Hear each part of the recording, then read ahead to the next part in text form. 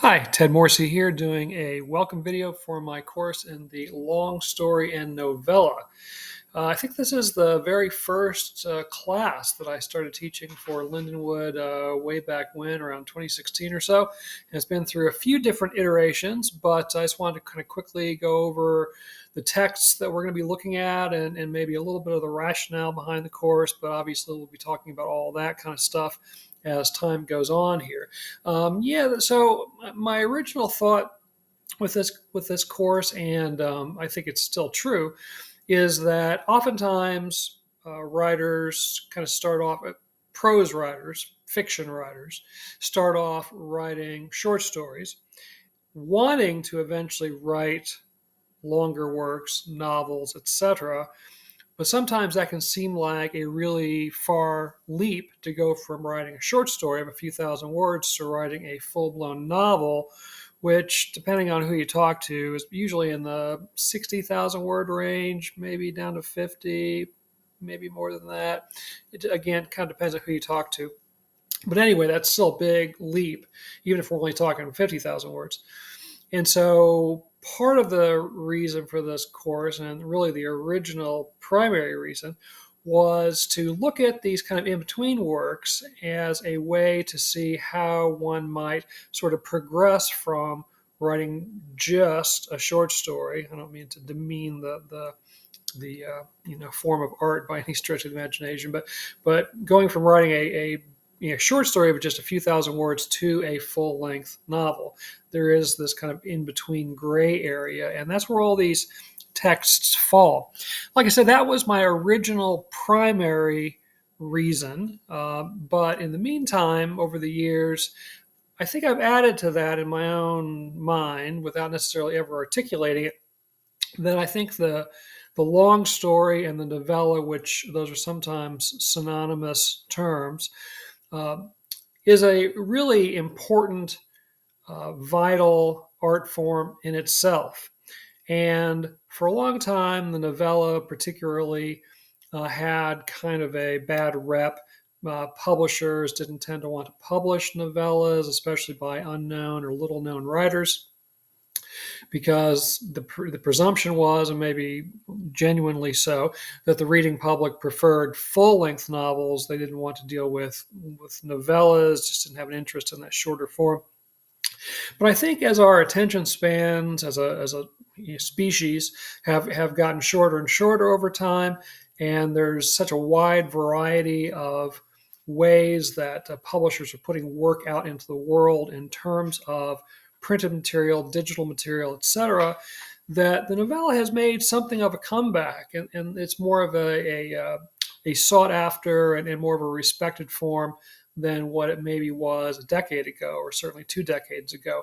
And again, these are things we'll talk about as the course goes on. But again, that was kind of my main motivation, and I've kind of added to that, I think, this other sort of benefit or reason to pursue these kind of works, either just to read them and talk about them, or to actually write them ourselves. And so I just kind of quickly want to go over the reading list, which hasn't changed a whole lot since the original inception. We used to have longer sessions, so there were more texts. It was really painful to have to decide which ones to cut out because of our shorter, more abbreviated sessions. But this is what we've ended up with, and I think it's a really great selection. I think I'm doing them in chronological sequence, which is going to follow the modules. If I'm a little bit off, forgive me. But we're going to start off with this guy, Leo Tolstoy, known for his massive works, things like War and Peace, Anna Karenina, but also a master of the short form, the short story itself, but also the long story kind of slash novella. And this is one of my favorites, The Death of Ivan Ilyich. And we're going to start off with this, as I said, and there's really a lot to talk about in terms of this long story novella. And of course, this is my old copy that I've had around for years. I don't even think it's the same edition that I put on the syllabus. So whatever version you have, including if you're just reading it online, that would be fine. But we're going to start off with The Death of Ivan Ilyich by Tolstoy. This is another great work that I really, really like, Kate Chopin's The Awakening, a very brief novella. Chopin was kind of a rising literary star around the turn of the 20th century, but this book was so widely criticized and seen as scandalous by so many people that it really kind of stopped her from writing, unfortunately. And then she passed away shortly thereafter. But it was sort of rediscovered in the 1970s, more or less, and has become pretty much a standard text in literary circles. And so we're going to look at Kate Chopin's The Awakening. Another great book by a great female author is Wide Sargasso Sea by Jean Rhys. And Wide Sargasso Sea is a revisionist work. Some of you who know me may know that I'm particularly interested in revisionist fiction, which is fiction that plays with an earlier story or novella or novel or whatever it may be, and kind of reimagines it, is a prequel to it, a sequel to it, the same story from a different perspective, something like that. And in this case, Jean Rhys is writing a prequel to Charlotte Bronte's Jane Eyre. And but it's a standalone masterpiece in itself. So we'll be taking a look at Jean Rhys's Wide Sargasso Sea. Then here's an interesting book that we'll take a look at, Ernest Hemingway's The Old Man and the Sea. Now, I was a huge Hemingway fan when I was younger. I was kind of raised on Hemingway. And so when I was much younger, like in my high school and early 20s and maybe throughout my 20s, I was a big fan of pretty much all of Hemingway's work. I've kind of backed away from that a little bit, and there's a lot of his stuff that I don't find quite as appealing anymore, but not so with this little story / novella, The Old Man and the Sea. I find that the older I get, the more I fit the description of the old man, the more that I can relate to it. And so I really like this little story, little novel, long story, a lot. And I seem to like it more and more every time I read it. So we'll be kind of getting towards the end of the session when we get to Hemingway's The Old Man and the Sea. Here's a writer that is very prolific, Joyce Carol Oates. And we're looking in particular at her short novel, Black Water, which also is a revisionist text, but it's a revision of a historical account and not a fictional account per se. It's kind of a fictionalizing of a historical account, but we'll be looking at Joyce Carol Oates' Black Water, which is kind of her retelling of the Ted Kennedy Chappaquiddick episode from history, which obviously we'll talk about more when we get to that. And then finally, one of my all-time favorites and just a great writer, Toni Morrison, and her little novel. It's called a novel, but it's pretty thin. More of a novella, I think, called Home. Also a revisionist text. In this case, it's a retelling of Homer's Odyssey with a little bit of the Iliad, I think, thrown in there for good measure. But we'll get into all that too by the time we get to the end of the session and we look at Toni Morrison's Home. All right, that's pretty much it. Those are the texts we're going to be looking at. We're going to be talking about those labels we slap on things: short story, long story, novella, novel, plus some others on the spectrum there. And do they really mean anything? And if they do, what do they mean? How might that impact how we approach trying to write these different kinds of things? How does the publishing industry seem to consider these various forms? All that stuff. We'll be dealing with that on and on and on. Just a couple of nuts and bolts kinds of things about the course, ways that I may operate somewhat differently than some of my colleagues at Lindenwood. As you know, each week the idea is that we're going to read one of these texts. I have a discussion question for you that I'd like you to respond to. And I would like you to respond to it specifically. So don't just sort of freelance some response to the novella or story based on your reading of it, but rather take a look at my question, because I'm trying to direct you to very specific aspects of each of these works and not just sort of general impressions of them, right? So look at the discussion question and try to actually respond to it directly. But try to do that by the end of the evening on Friday. And then that will give us all an opportunity to look at everybody's responses, everybody's posts over the weekend. And then I'm asking you to reply to at least 2 of your classmates' posts by the end of the evening on Sunday. Okay, so your post due by the end of the evening on Friday, and then your responses to at least 2 classmates by the end of the evening then on Sunday. And then what I will do is my intention anyway, and once in a while this doesn't quite work out because of my own schedule or whatever, but on Monday I'll try to respond to your posts and give you a grade and give you some feedback on what you wrote. I'll contribute to the discussion board myself.